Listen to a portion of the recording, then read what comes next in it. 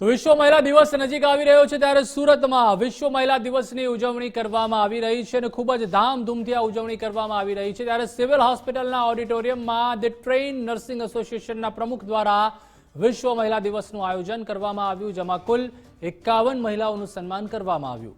સી.આર. પાટીલના ધર્મપત્ની ગંગાબેન પાટીલ અને ગૃહરાજ્ય મંત્રી હર્ષ સંઘવીના પત્ની પ્રાચીબહેન સંઘવી દ્વારા મહિલાઓનું સન્માન કરવામાં આવ્યું। આ સન્માન સમારોહમાં મહિલા તબીબ, પોલીસ કર્મચારીઓ, મહિલા પત્રકારો અને મહિલા સફાઈ કર્મચારીઓનું પણ સન્માન કરવામાં આવ્યું। તમને જણાવી દઈએ કે આ કાર્યક્રમની શરૂઆત 1993માં કરવામાં આવી હતી। સૌપ્રથમ કાર્યક્રમ 24 મહિલાના સન્માનથી અને 18 પ્રેક્ષકોની હાજરીમાં જ કરવામાં આવ્યો હતો અને હાલ 5000 મહિલાઓ સુધી આ કાર્યક્રમ પહોંચ્યો છે।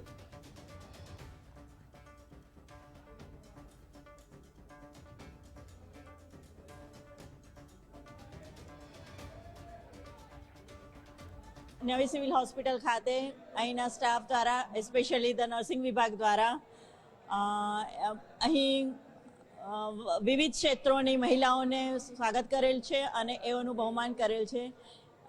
આ મહિલાઓમાં ઘણા બધા સ્ટુડન્ટ્સ, પત્રકારો, મિનિસ્ટર્સ અને રાજકારણ સાથે જોડાયેલી મહિલાઓ, વિવિધ સેવાઓ આપતી મહિલાઓ જેવી કે અંગદાન ક્ષેત્રના કાઉન્સેલર, નર્સિસ, આયાબેન, દરેકના સ્વાગત કરી અને એનું બહુમાન કરેલ છે।